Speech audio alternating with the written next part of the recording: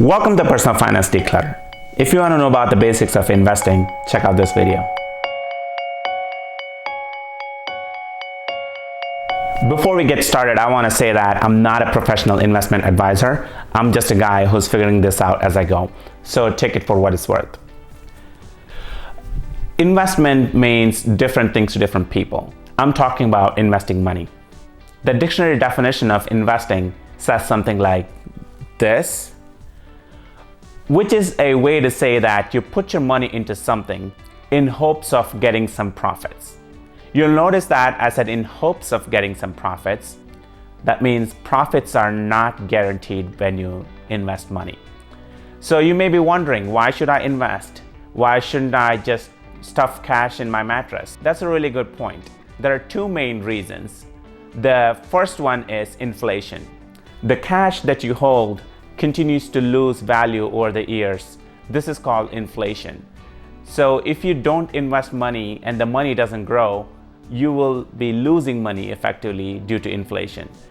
This is well tested and well documented. This is one of the reasons why a gallon of gas doesn't cost 10 cents like it used to cost back in the day. The second reason is future-proofing yourself.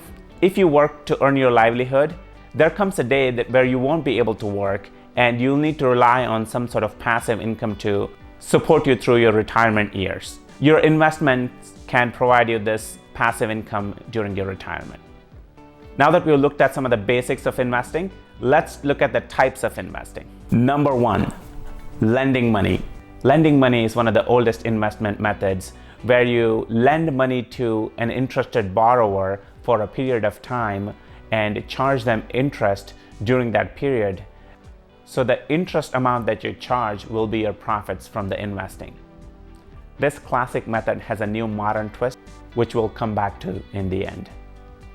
The next type of investing is stocks. This is where I think most people will get intimidated. Stocks remind people of big banks, Wall Street, financial collapse, and things like that. Some of the fear is warranted because the stock investing is not that straightforward. The basic concept is by owning a stock in a company, you own a small portion in that company. So if the company does well over the years, as a part owner of the company, you'll get a small cut of the profit. We know that companies sometimes succeed and sometimes fail. So investing in a single company carries a lot of risk, because if you invest all your money in one company and that company goes bankrupt, you could potentially lose all your investment.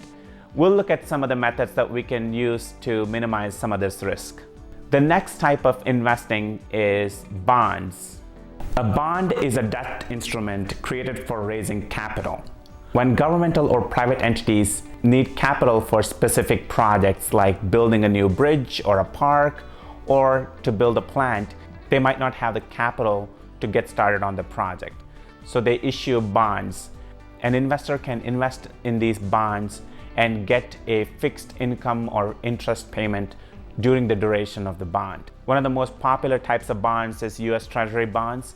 Also, there are municipal bonds as well as corporate bonds. The duration of the bonds is usually fixed, although there are some older perpetual bonds which pay interest forever. Investing in an individual bond carries the same type of risk as investing in an individual stock. The next method we'll be looking at will help minimize some of these risks. For the next method, I'm combining two types of investing together. They're kind of similar in nature. They're mutual funds and ETFs. Previously, we looked at how investing in an individual stock or a bond can be risky. So to spread out this risk, instead of investing in one single company or one single government bond, we're going to invest in several different companies. So this will spread out the risk to several different stocks and bonds, so you're not just relying on one individual stock or a bond. So this is very popular method of investing. Most 401ks and IRAs carry mutual funds as their primary types of investing. An ETF, which stands for Exchange Traded Fund, is very similar to a mutual fund, except that it's traded during the stock exchange hours, which is typically between 9:30 a.m. and 4 p.m. Mutual funds and ETFs have investment costs associated with them. There are mutual funds and ETFs created by benchmarking against the stocks of top companies in a country. These are called index funds. S&P 500 is a popular index in the US, which represents top 500 companies in the United States. So there are mutual funds and ETFs that contain the S&P 500 indexed funds. These index funds typically carry lower costs of investment and represent the state of the economy overall. So by investing in these index funds, you're betting on the economy of a country. The next type of investing we're going to look at is real estate and REITs.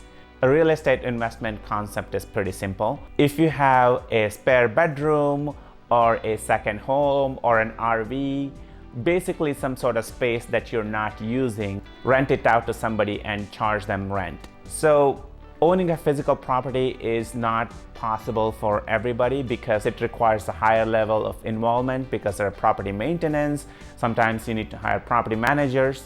So it gets quite tedious. A REIT, which stands for Real Estate Investment Trust, is a good alternative to owning a real estate yourself. Instead of directly investing in physical properties, you buy the stock of a company that invests money in several properties and pay you back for your investment in the form of dividends. So you are directly involved in the real estate market, but you don't have some of the hassles of owning a physical property. The next type of investing is commodities. Commodities represent precious metal, oil and gas, and the consumables. People trade commodities by buying when the commodity prices are lower and selling the commodities when the prices go up. This way they make a handsome profit. I've combined several different types of investing together and I'm calling it a miscellaneous investing. These include Bitcoins, rare paintings, and fine wines. People can either actively trade them or hold on to them as a long-term investment and make profit by selling them at a higher price. Earlier, I had promised that I'll come back to a twist on classic lending method. Just like mutual funds and ETFs minimize the risks for stocks and bonds, there are newer peer-to-peer lending companies applying the same concept to lending money. So instead of lending money to one person, you'll be lending money to several different people. And that way you're spreading the risk of investing to several different people. Some of the popular companies like Lending Club, Upstart, and others are pioneering in this peer-to-peer lending, which I think is a really interesting concept. So that pretty much concludes the basics of investing and the types of investing. If you find this video useful, please go ahead and hit that like button. And if you want to share your thoughts and experiences, please leave them in the comment below. I plan to post videos related to personal finance, financial independence, and early retirement. If that's something that interests you, please follow me on this channel. Thank you.